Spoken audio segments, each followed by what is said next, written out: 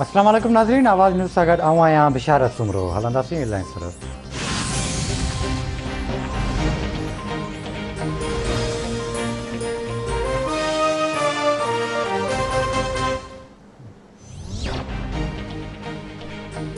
वज़ीर आज़म इमरान ख़ान PDM खे union करार ॾेई छॾियो। PDM जे नाले ते यूनियन ठही जंहिंजो मक़सदु NRO वठणु आहे। 30 साल हुकूमत करण वारा अॼु बि खरपती आहिनि ऐं हिसाब ॾियण वारा तयारु न आहिनि। पाण खे कानून खां मथां सम्झनि था। भारत में कोरोना वायरस सबबि हालतूं ख़राबु आहिनि। भारत में ऑक्सीजन न हुजण करे माण्हू रोडनि ते मरनि पिया। साबित थियो आहे त मास्क ज़रिए कोरोना खे रोके सघिजे थो। अवाम मास्क जो इस्तेमालु करे ईंदड़ ॿ हफ़्ता तमामु अहम आहिनि। वज़ीर आज़म इमरान ख़ान जो लाहौर में तकरीर ते ख़िताब।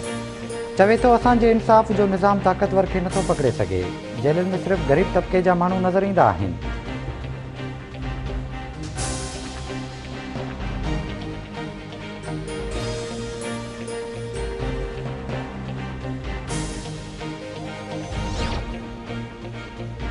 KP चेयरमैन बिलावल भुट्टो ज़रदारी जो वज़ीर आज़म इमरान ख़ान जे ख़िताब ते रद्द अमल।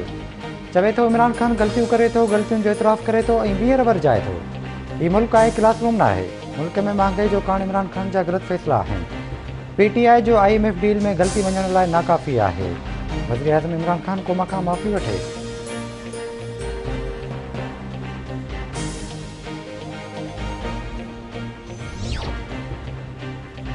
वफ़ाक़ी हुकूमत तरफ़ां बोर्ड जा इम्तिहान 15 जून खां पोइ वठण जो फ़ैसिलो। तालीम वारे वफ़ाक़ी वज़ीर शफ़क़त महमूद चवे थो 10 ऐं 12 जे इम्तिहाननि खे तरजीह ॾींदासीं। 9 ऐं 11 जा इम्तिहान बाद में वरिता वेंदा।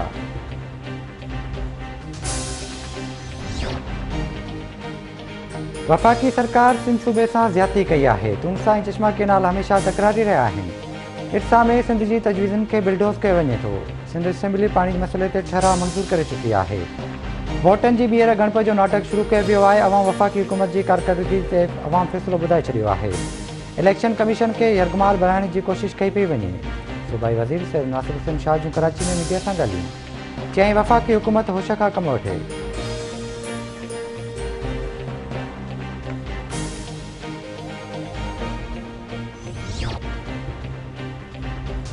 सिंध जे वॾे वज़ीर सैयद मुराद अली शाह जी सदारत हेठि कोरोना टास्क फोर्स जो इजलास। सूबाई वज़ीरनि, चीफ सेक्रेटरी ऐं IG पुलिस जी शिरकत। मुराद शाह चवे थो कराची शहर में कोरोना केसिस जी शरह वधीक रही आहे। कराची शहर में 14.23% पहुची वई आहे।